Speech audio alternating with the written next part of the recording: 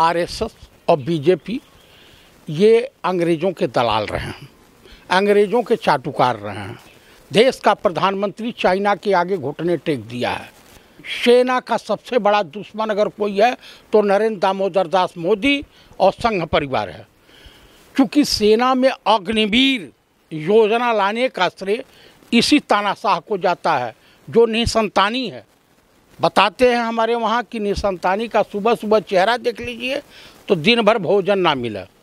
इसने अपने पत्नी को धोखा दिया, इसने अपने भाइयों को धोखा दिया, इसने अपने बाप को धोखा दिया, इसने पूरे हिंदुस्तान की जनता जनार्दन को धोखा दे रहा। इसकी जुबान कांप रही है कि अगर मैं चुनाव हार जाऊंगा लोकसभा का, हमारी सरकार सत्ता में नहीं आएगी, मैं पीएम नहीं बनूंगा तो मुझे जिस तरह से मुसोलिनी की हालत हुई है, इस देश की जनता और इस देश की सरकार, इस देश की न्यायपालिका मेरे साथ वैसा ही व्यवहार करेगी। मोदी की गारंटी चल रही है सर देश में। मोदी की गारंटी का मतलब इस देश का पतन, मोदी के गारंटी का मतलब होता है इस देश की महिलाओं का उत्पीड़न, मोदी के गारंटी का मतलब होता है दलितों का उत्पीड़न, इस मोदी के गारंटी का मतलब होता है पढ़े लिखे नौजवानों का शोषण। यही है मोदी के गारंटी का मतलब। किसानों को 6,000 रुपये दे रही है मोदी सरकार हर साल, तो फिर भी क्या चाहिए उनको? एमएसपी तो मिल ही जाएगी, उन्होंने वादा कर रखा है, कमेटी बनाई जाएगी। वो कब कमेटी बनेगी? इनके मरने के बाद या मोहन भागवत के मरने के बाद? आप बताइए कब बनेगी? आप 10 साल में किया क्या है? पंडित नेहरू के ऊपर कब तक खेलते रहेंगे आप? मुझे बताइए कब तक खेलते रहेंगे? जो भी है ये अभी कुछ दिन के बाद जानते हैं जिन्ना को भारत रत्न देगा, नाथूराम गोडसे को देगा, माफी वीर सावरकर को देगा, उसके बाद जानते हैं किसको देगा? माननीय मुलायम सिंह जी को देगा, काशीराम जी को देगा, जहाँ जहाँ बाला साहब ठाकरे को देगा, पूर्व प्रधानमंत्री, जहाँ जहाँ कमज़ोर ये भूजा की तरह से ले लो ले लो ले लो, वो भारत रत्न ले लो, भारत रत्न सब्जी की तरह से लेकर के बेचते हुए फिरेगा, घूम करके बांटेगा। इसका यही है।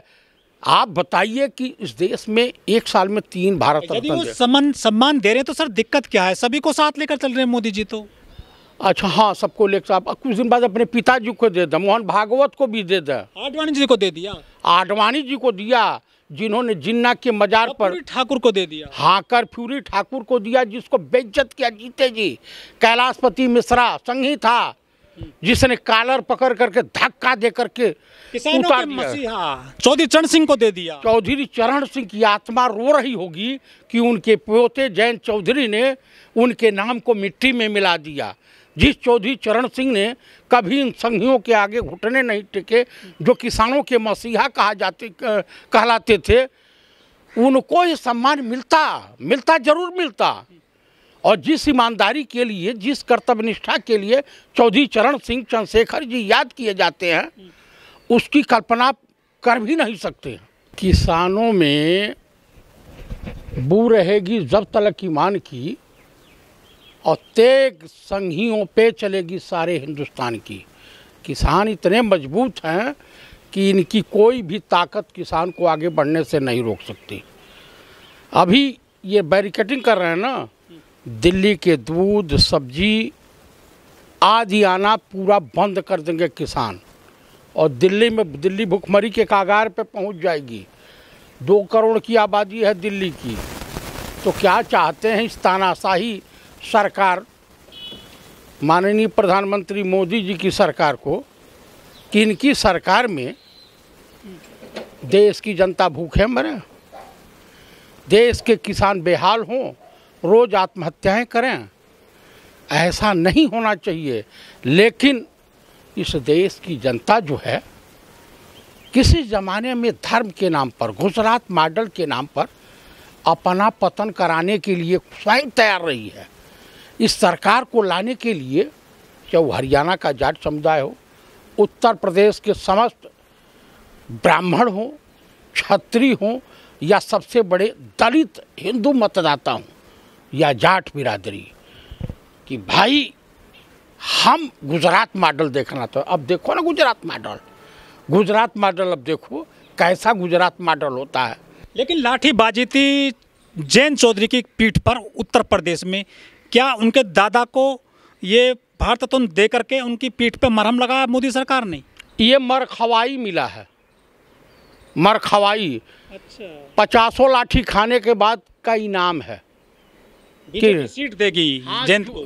मैं कहने का मतलब कि 100 जूता खाए तमाशा घुस के देखो जयंत की चौधरी की हालत है, समझ रहे हैं?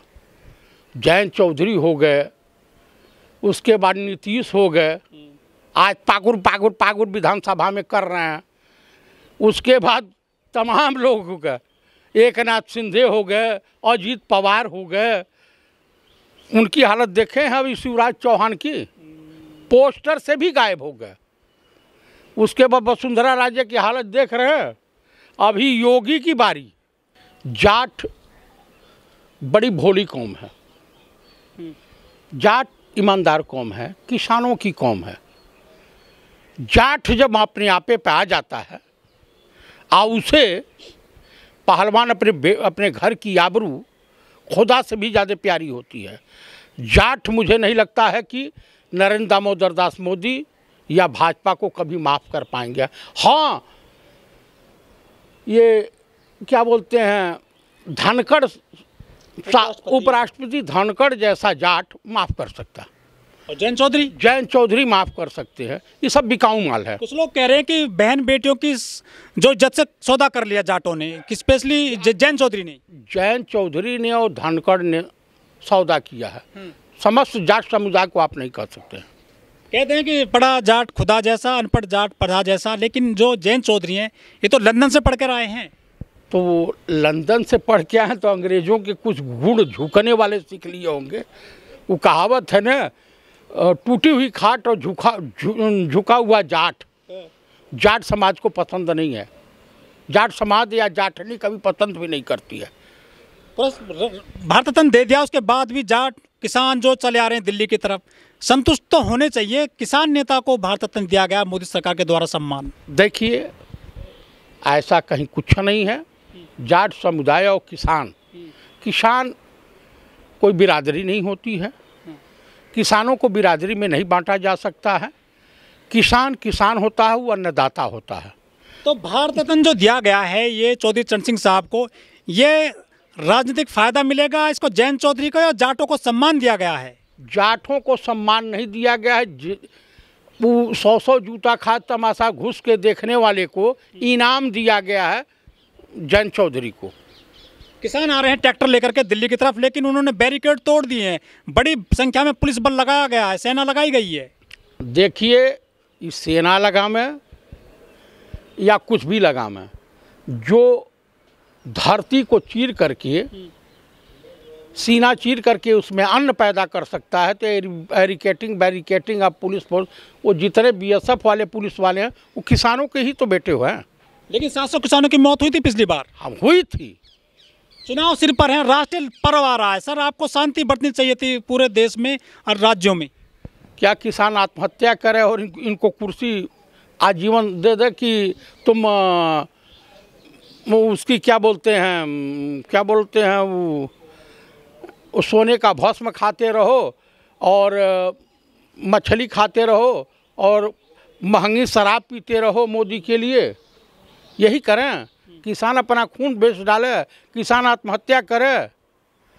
आखिर सरकार किसी न किसी रूप में किसानों से भी टैक्स लेती है ना, उस टैक्स की क्या भरपाई करती है? किसानों से सरकार को दिक्कत है और सरकार से किसानों को दिक्कत है कि उनकी जो समर्थन मूल्य है वो नहीं मिल पा रहा है।